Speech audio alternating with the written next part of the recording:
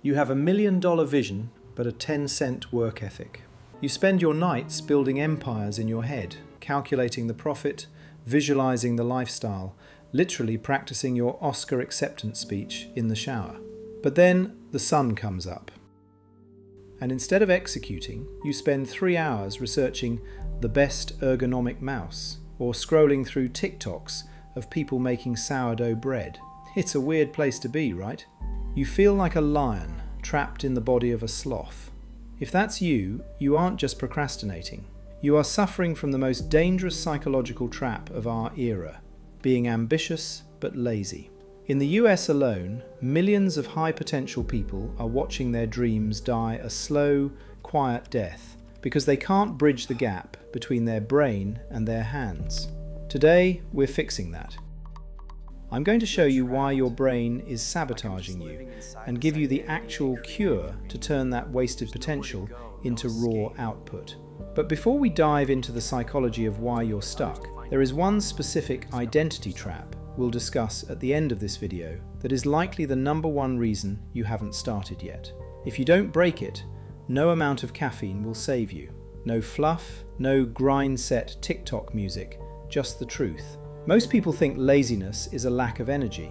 It's not. For the ambitious, laziness is actually a defense mechanism. Your brain is addicted to the idea of success, but it's terrified of the reality of effort. Why? Because as long as you don't try, you can't fail. You're like that guy who says he could have played pro football if he hadn't hurt his knee in middle school.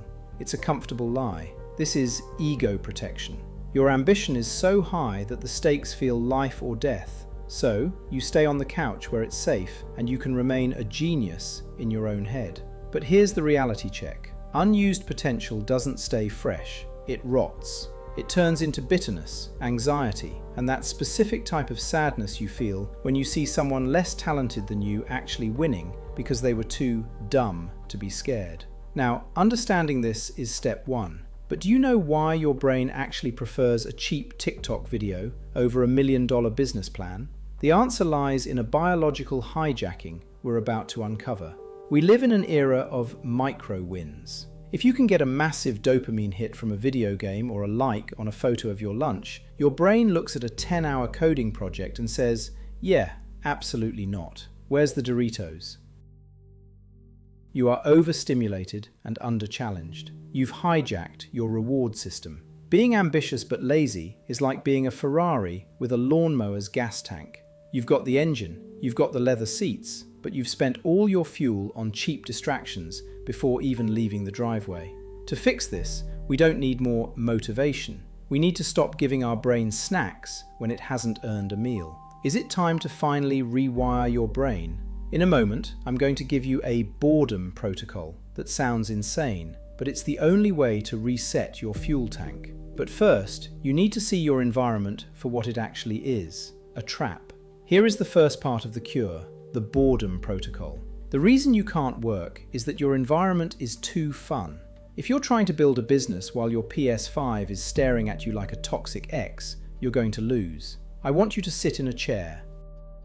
No phone, no music, no productivity podcasts. Just sit. Within 15 minutes, your brain will get so desperate for stimulation that even doing taxes or cleaning the baseboards will start to look like Disney World. Seriously, you'll find yourself staring at a wall thinking, wow, the texture of this drywall is actually fascinating. That's exactly where we want you.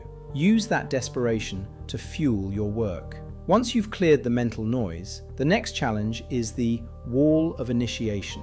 Most people fail in the first 120 seconds of a task. Here is how to trick your brain into crossing that line without it even noticing. Ambitious people fail because they try to build the whole empire on a Tuesday afternoon. You think, I need to write a 300-page book. Your brain hears that and immediately shuts down to protect itself from the stress. The cure is the 2-minute entry point. Don't start a YouTube channel. Just put the tripod on the floor. Don't write a business plan.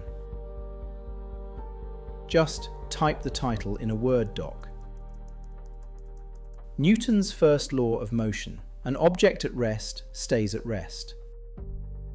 But an object in motion, even a very slow, slightly confused object, stays in motion. Your only job is to get the wheels turning. You can't steer a parked car, so just start driving, even if you're just going 2 miles per hour. But wait, there is a psychological ghost that will try to stop you even after you start moving. It's that voice that says you're too good for small steps. We need to kill that voice right now. This is the tough love part. You have to stop identifying as the smart kid who just doesn't try. We've all met that person. They're 35, they're still talking about their SAT scores, and they haven't finished a project since 2014. That identity is a cage. It's a way to feel superior to people who are actually outworking you. In the real world, a talented person who does nothing is functionally identical to a person with zero talent. Actually, they're worse, because they're wasting space. Kill the ego. Accept that your first draft will suck. Accept that you'll look like an amateur. The cure for being ambitious and lazy is realizing that consistent mediocrity beats occasional hypothetical genius every single time. If you're still listening, it means you're ready to face the darkest part of this journey, the high price of doing nothing. What happens if you don't change today? Every day you wait, the slow death gets faster. Imagine yourself 5 years from now. You're in the same room with the same bank account, watching a guy who's objectively dumber than you live the life you wanted, just because he was brave enough to be consistent while you were waiting for inspiration. That regret is a heavy weight to carry. But the good news? You can drop that weight right now. I have one final challenge for you before you close this video. It's the difference between those who watch and those who do.